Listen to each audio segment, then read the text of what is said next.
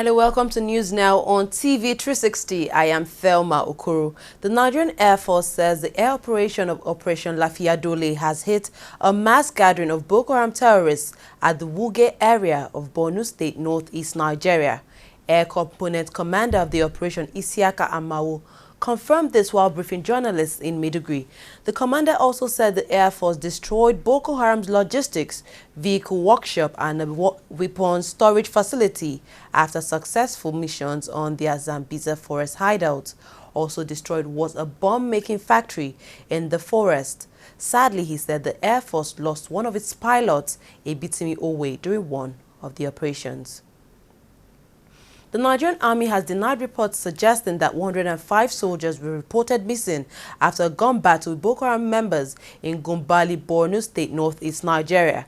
According to some media reports, the soldiers of Nigeria's 157 Battalion attached to the Multinational Joint Task Force in Baga, Borno State, went missing on Wednesday, November 18th. However, in a statement which was signed by Tuko Ismail Guzo, the media coordinator of Operation Lafiya-Dole, states that the claim is far from the truth. The statement said the publications are not only the fictions, but imaginations of the writers who have no knowledge of military operations.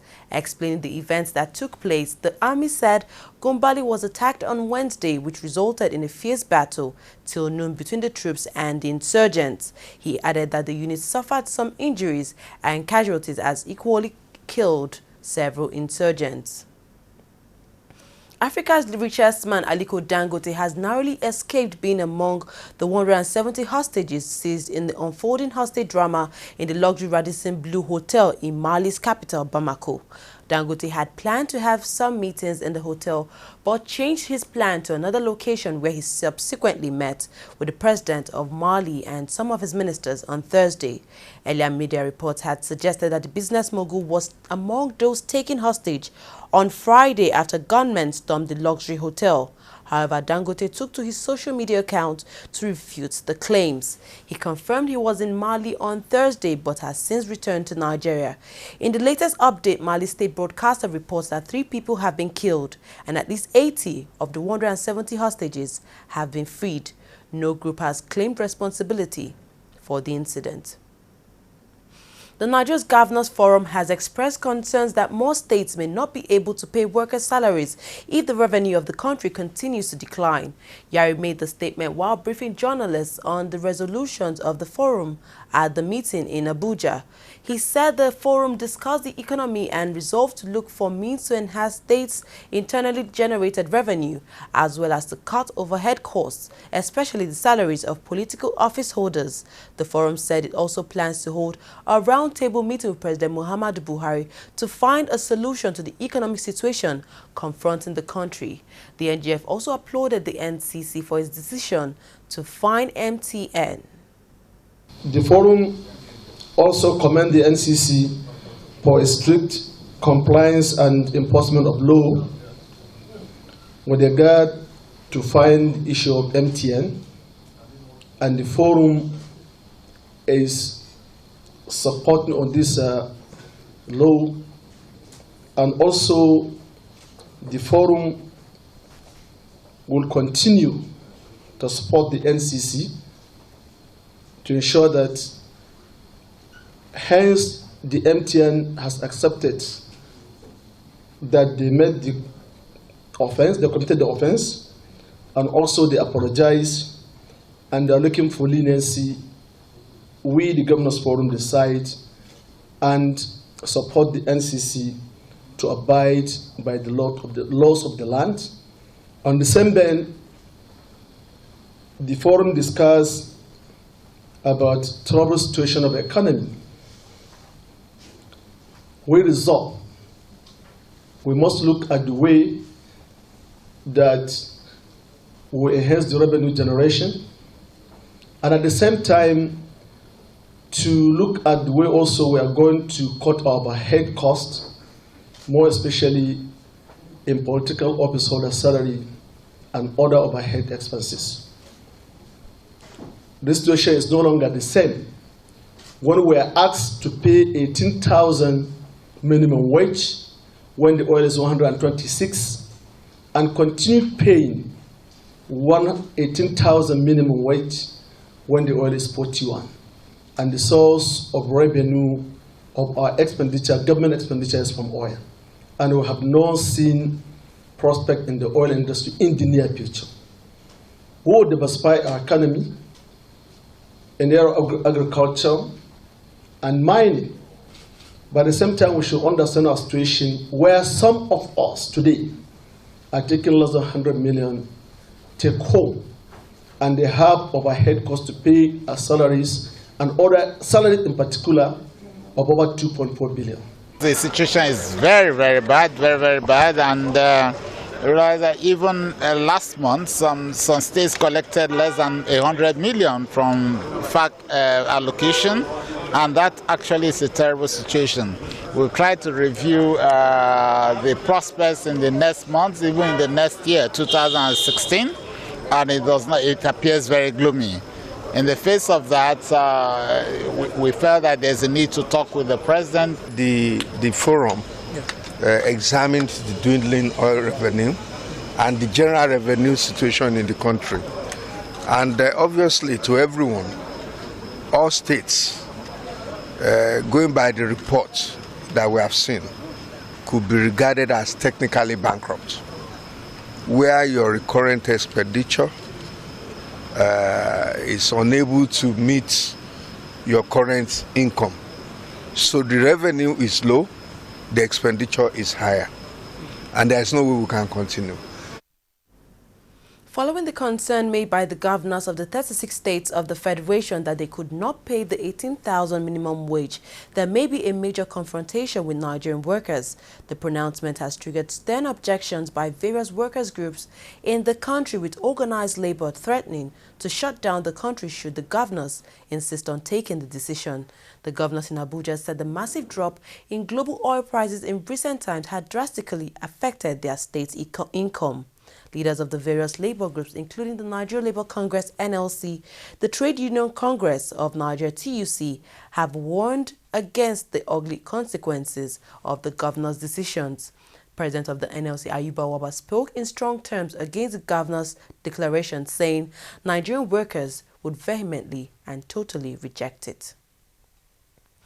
Nigeria's former president, Goodluck Jonathan, has waded into the arms procurement scandal surrounding the former National Security Advisor, Sambo Dasuki, saying his government never awarded any contract in the range of $2 billion to the firm. He was speaking at a forum in Washington, D.C., United States on Thursday. A presidential investigations committee into arms procurement under the administration of President Jonathan revealed in its interim report that it found extra budgetary spending by the administration to the tune of 643.8 billion naira and an additional $2.2 billion in the foreign currency component, all managed and supervised by Sambo Dasuki. Subsequently, President Muhammad Buhari called for his arrest and every other person indicted by the interim report of the Investigative Committee on Arms Procurement. Dasuki, in a statement, however, denied any wrongdoing. He said all contracts and accruing payments were made based on the approval of former President Jonathan, adding that due process and military procurement regulations were followed in all the transactions. The National Economic Council has approved the $250 million of the $400 million dividend from the Nigerian liquefied natural gas being invested in the Nigerian Sovereign Investment Authority (NSIA) to increase capital. The balance of $150 million will be shared among the states of the Federation according to the prescribed formula at the Federation account. Briefing State House correspondents on the outcome of the council meeting presided over by the Vice President of Nigeria, Professor Yemi Oshibanjo. The Governor of Osun State, Rauf Aregbesola, said that the decision was taken after reviewing the report of the 2014 status of the fund. The NEC has also directed the Minister of Finance to constitute an executive nomination committee and work in consultation with NEC to find appropriate persons to take over as board members of the NSIA when the current board is eventually dissolved. The Senate is set to begin investigating allegations of corruption leveled against the chairman of the Code of Conduct Tribunal, Danladi Umar. The Senate took the decision to commence the investigation after a federal lawmaker, Senator Obinna Oba, submitted a petition on behalf of a group, the Anti-Corruption Network, which made the allegations against the CCT chairman. Senate President Bukola Saraki referred the petition to the Senate's Committee on Ethics, Privileges and Public Petitions for legislative work. The chairman of CCT, Dan Ladi, is currently hearing a case of false asset declaration against the Senate President Bukola Saraki. We'll go on a short break now. When we come back, we'll look at more news stories. Please don't go away.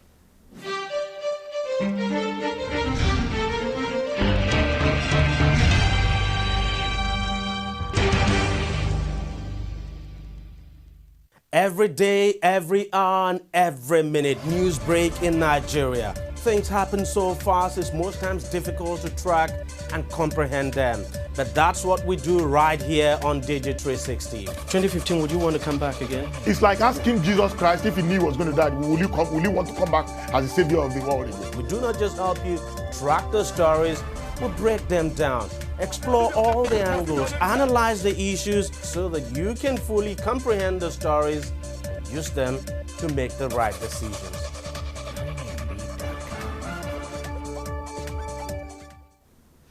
Welcome back. You're watching TV360 News now. To business stories, the Central Bank of Nigeria has given 3 commercial banks until June 2016 to recapitalize after they failed to hit a minimum capital adequacy rate of 10%. The CBN revealed this in a report on its website on Friday.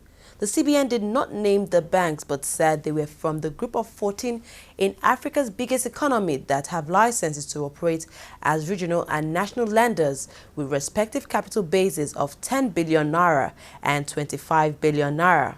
With a number of Nigerian banks having postponed moves to raise fresh funds, the CBN said it was monitoring the 3 lenders' recapitalization plans and that 10 others with international status met the 15% minimum capital rate for the category of bank at the end of June. The recapitalization schedule contained in a report dated October 30th only came to light on Friday. Oil futures gave up early gains to trade near 3-month lows on Friday on a persistent supply glut that has cut prices by up to 13% since the start of November.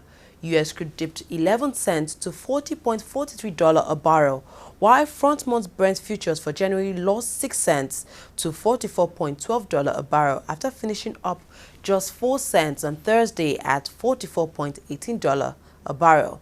Most analysts expect prices to remain low for the rest of the year and into 2016 as production continues to outpace demand. Moving on to international stories, a new Ebola case has been found in Liberia, a country declared free of the disease on September 3rd, a senior United Nations official said on Friday. The patient is a 10-year-old boy who lived in the Painesville area, a suburb of the capital Monrovia, said an official. The case represents a setback for Liberia, which has seen more than 10,000 cases and over 4,000 Ebola deaths since it was first announced in March 2014, according to United Nations World Health Organization. The virus has killed about 11,300 people in Guinea, Sierra Leone and Liberia, but Sierra Leone was declared free of the virus on November 7th, and Guinea has begun its countdown to the end of the virus. The 42-day countdown to be declared Ebola-free starts when the last patient tests negative a second time, normally after a 48-hour gap following their first negative test. A third body has been recovered from the apartment in the Paris suburb of Saint-Denis, raided by police over the last Friday's attacks, prosecutors say. They confirmed the body of a woman was found overnight in a search of the flat following Wednesday morning's raid, but did not give her identity. But a passport bearing the name Hasna Aibolaken, who blew herself up, was found in a handbag at the scene. The suspected ringleader, Abdul Hamid Abaoud, was killed in Wednesday's raid. At least 129 people were killed after multiple attacks on bars, restaurants, a concert hall and a stadium in Paris last Friday by Islamic State militants. Former Super Eagles coach Clement Westerhoff has criticized current Super Eagles coach Sunday Ulise, describing him as incapable of leading the team to the 2018 World Cup in Russia. Olise on Tuesday guided the Super Eagles to the group stages of the qualification of the 2018 World Cup after defeating South African Minnows Swaziland 2-0 on aggregate. However, Westerhoff, who handed Olise his national team debut, has spoken out against the coach, saying he had not seen any real changes in all of Olise's matches in charge of the Super Eagles. Westerhoff is one of Nigeria's most successful coaches, leading the country to its maiden World Cup appearance in 1994, while also winning the African Nations Cup that same year. Barcelona captain Andre Iniesta has spoken about his desire to have talismanic forward Lionel Messi fit for Saturday's top of the table clash with Real Madrid. The Argentine legend has been out of action since September after picking up a knee injury in a league match against La Palmas, but has been training with the first team this week. Speaking at the press conference ahead of the El Clasico, Iniesta admitted he was not sure if Messi was fit enough to start the match, but says he hopes the four-time Ballon d'Or winner will be able to play a part in the game. The 263rd El Clasico will take place at the Santiago Bernabeu in Madrid by 6 p.m. Nigerian time. IAAF President Sebastian Coe has warned that all Russian Athletics Federation, ARAF, may remain banned from next year's World Indoor Championship in USA unless it does a complete overhaul of its anti-doping system. The World Anti-Doping Agency, WADA, had recommended that the IAAF suspend the All-Russia Athletics Federation from competing in Rio 2016, following its investigations, which reported that the Russian Federation helped athletes cover up doping offenses. WADA officials stated that the report identified intentional and malicious destruction of more than 1,400 samples by Moscow officials, recommending that the federation be suspended from next year's Olympics. The World Indoor Championship is scheduled to hold in Portland, Oregon from March 17th to March 20th, and it will be the first major competition Russia will be barred from if the suspension is still in place. You've come to the end of news now. Thank you very much for joining us. I am Thelma Okoro.